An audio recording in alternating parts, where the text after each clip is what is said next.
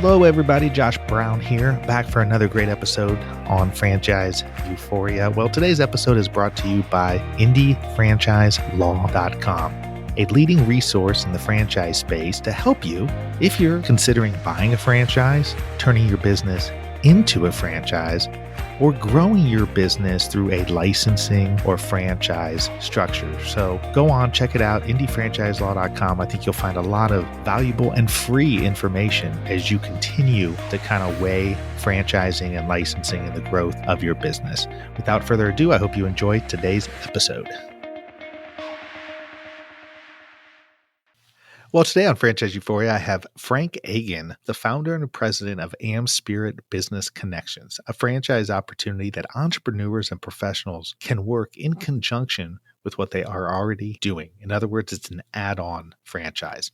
In addition, he is the author of several networking books and host of the Networking RX podcast, which provides ideas, insight, and motivation on making the most of professional network. So today you'll hear in my interview with Frank how he got started, how he took over and rebranded and redid the AmSpirit Business Connections franchise, then began franchising. He is working with franchisees and looking for franchisees who are looking for a side hustle or an add-on franchise whereby they can still keep their day job. You can still keep your day job and still do this networking franchise. So without further ado, enjoy my interview with Frank.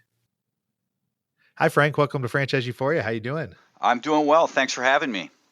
Well, excited to speak to you today. You're the founder and president of AmSpirit Business Connections.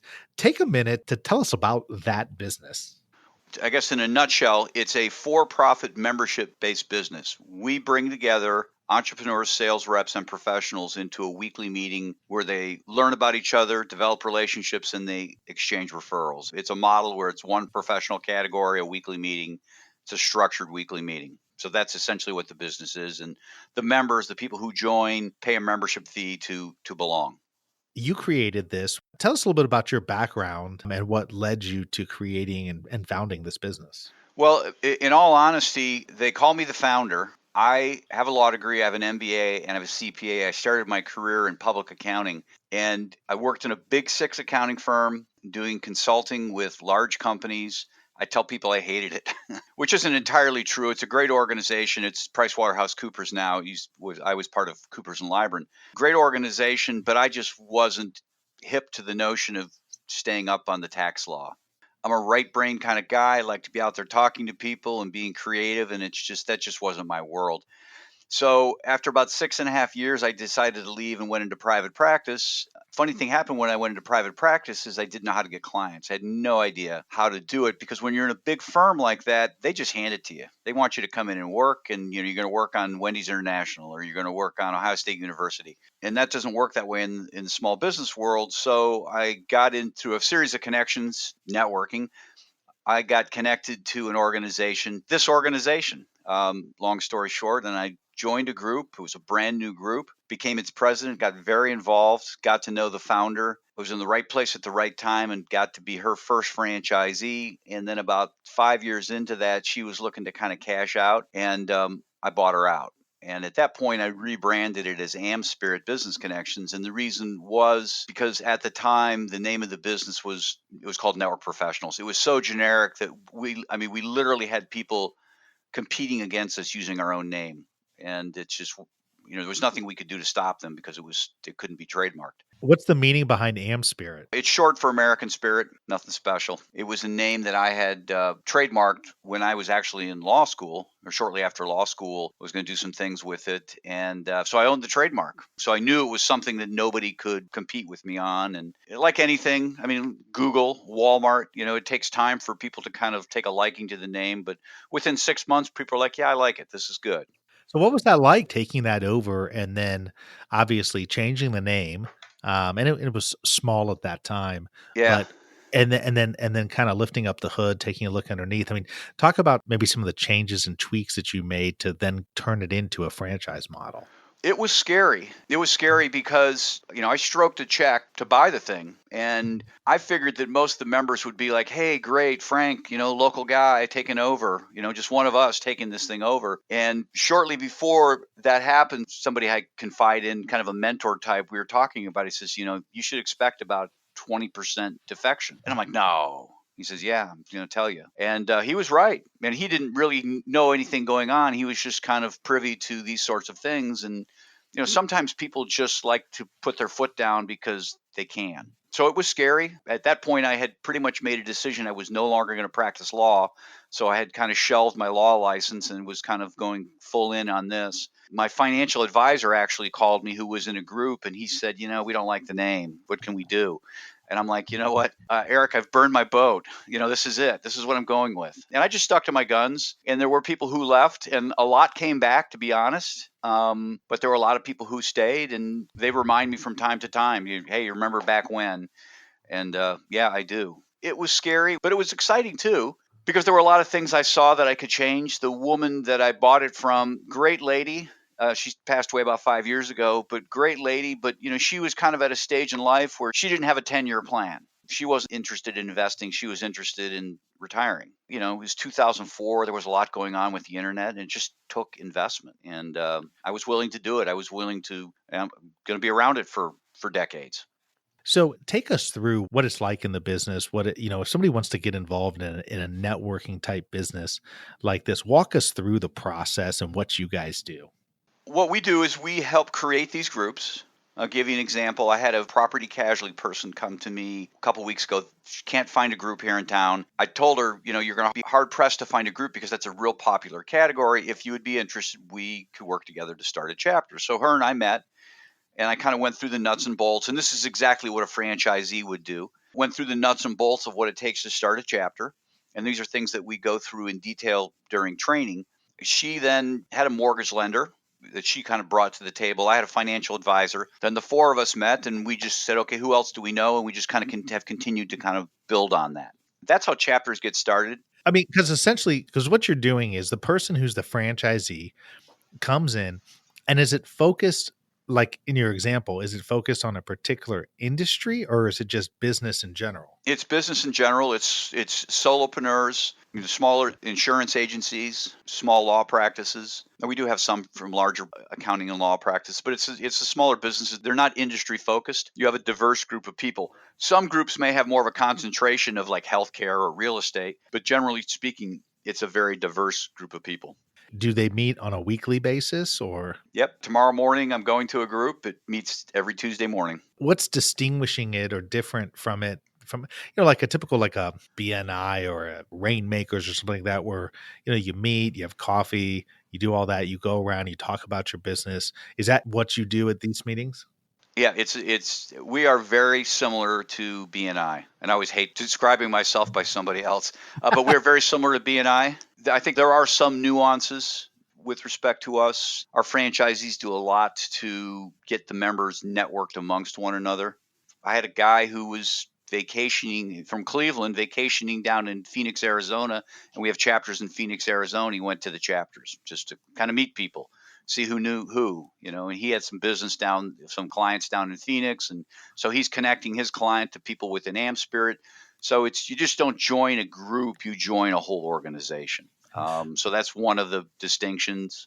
The other big distinction is we ask members only to give qualified business referrals. And what that means, Josh, is that when you're given the name of somebody to contact, that person will be expecting the call.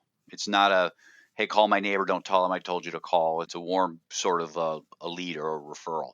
In those situations, we find that about 75% of the time the business is going to close because the person has a need, they're in the right place at the right time. Yeah, I mean, so, in this world that we live in, this interconnected world where, you're combining traditional networking with online digital avenues and digital strategies, what are you guys doing on that front? I mean, on the digital side, I mean, is this something where it's just purely in-person networking, or is there a digital component to the franchise system?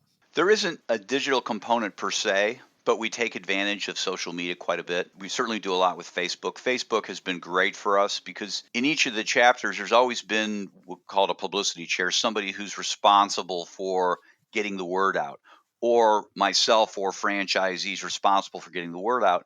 And prior to social media, you were really limited as to what you could do. Papers, if the paper was going to pick up something, they would print it, but the chances of that happening were very slim. Now with social media, we're able to put something out there at will. So and so speaking, hey, we've got this going on, and that information's out there. And then you can take advantage of things on Facebook and boost a post. Obviously, there's meetup groups. You can get yourself listed on Meetup. So we are doing things, but at the end of the day, it really comes down to personal relationships. And I'm of the mind that we can throw as much technology at humankind as we want. At the end of the day, relationships are relationships. We're going to fall in love the same way.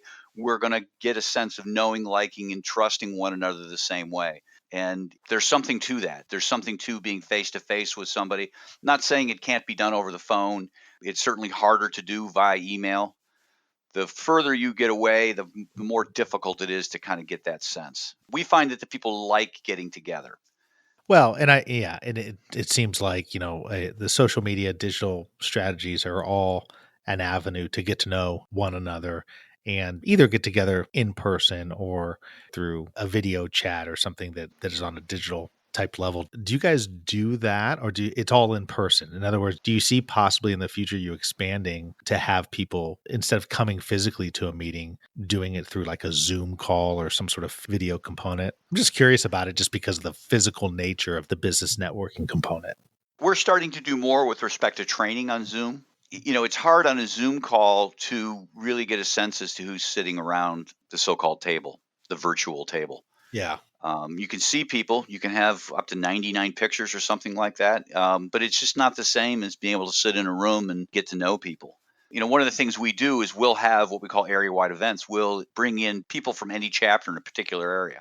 For example, my franchisees up in Cleveland, they'll do that. They'll, Tuesday night, they'll plan this much in advance. Hey, Tuesday, anybody's invited in, and people will come in and get to know all the people who have decided to be there. Now, it won't be everybody from every group, but it might be representatives from every group who then can come back to their particular chapter and say, I met a guy in, the mentor chapter, and, he's a dog trainer. You might want to do business with him. So, but to answer your question, I don't know that it goes to that. I do a lot of webinars. Me speaking on a webinar is a world of difference than speaking in person. I can't read the audience. My jokes don't lay out the same.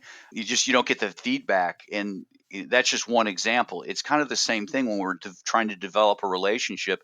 Yeah, do I hire this attorney or not? Emails look great, but you get a sense when you finally have a chance to talk to somebody. Being face to face is just that much better.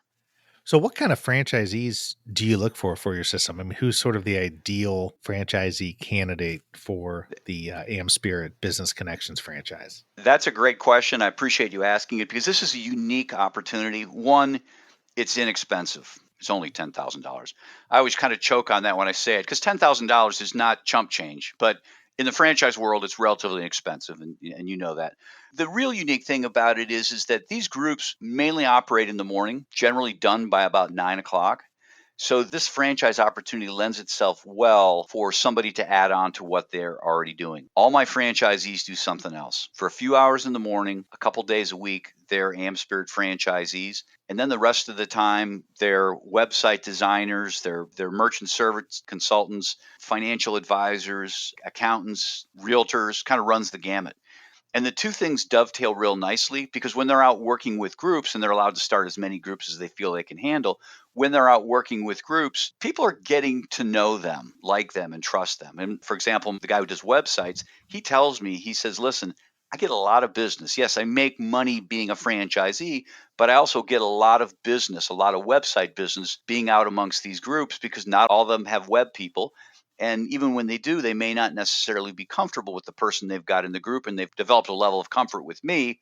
And so I end up getting business out of it. So the types of people we're looking for are people who are energetic, outgoing, are reasonably successful in a business already, have a need to network because here you're essentially getting paid to do something that you need to be doing anyways. And then certainly a desire to help other people become successful through networking and following our system. So as you've kind of gone through and you've been at this a little bit and been doing the franchising, What's one of the big challenges that you've experienced that you've had to overcome or that you've turned around that maybe you can help people in the audience avoid as they're looking to grow their businesses? The big challenge I've run into is trying to be too reliant on franchise brokers, franchise consultants. They're a great group of people, but by and large, what I find is that many of them will hone in on 4 or 5 concepts, maybe less. And that's what they're really trying to push. And if you're not part of that 4 or 5, you're not going to come up in a conversation with candidates. So what I have learned through this is if it's going to happen, it's really got to be up to me. I've got to get out there and network. I've got to talk to people. And I'm kind of on a campaign to do that. Just get out there and meeting people and talking to people, explaining what this is about, not trying to sell them on it, but just the opportunity to share in detail about it. That's a great opportunity for me because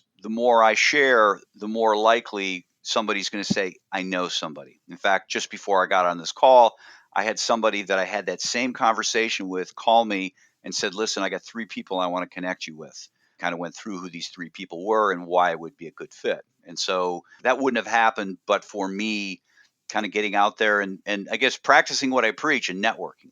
Yeah, part of you getting out there is you've got your own podcast, don't you, called Networking RX Podcast? Yep. Tell me about that before we finish up today. Just kind of, I don't want to say by accident stumbled on podcasting because it's not that simple, right? But I've written 10 books several on professional networking, on professional relationships.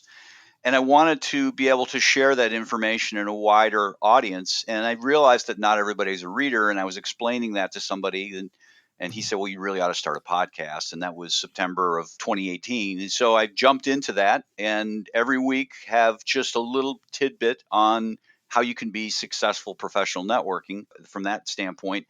And now I've gotten into interviewing people from the standpoint of, okay, you're successful. Everyone has a degree of success. How has networking played a role in that? And it always does. So it's fun to really get out there and talk to people and see what drives them. And it's on iTunes and all the major podcast stations. Okay. Yep. Well, that's great, Frank. Thanks so much for coming on and sharing a little bit about AmSpirit Business Connections. As you describe it, it's an add-on franchise, right? I mean, it's sort of you add it on, or some people call it a side hustle. And I think that, that's attractive to a lot of people, because it gives people an opportunity to stay in what they're currently doing, but still make some extra money on the side or try another business on the side without having to figure it all out themselves. Absolutely. And that's, my franchisees will, and anybody who's interested in this, talk to any one of the franchisees, but they will tell you that. It's like, this is, there's no pressure. If I've got to focus 100% on my web business this week, then, Frank's not going to bug me, and I fit it in when I can. So it works. Well, and to that point, you can be reached at www.frankagin.com. That's Frank and then AGIN.com. And also at www.amspirit.com/franchise. Is there any other contact information you want to give out? FrankAgin.com, you can grab my email address on there. And my email is simply frankagin, all one word, at amspirit.com. LinkedIn's another place to find me. I don't think there's any other. I think I'm the only Frank Agin on LinkedIn. But there's lots of ways to find me, and I answer to all of them. I monitor them all. So thank you. Well, sounds great. Thanks so much, Frank, and have a good rest of your day. Thanks.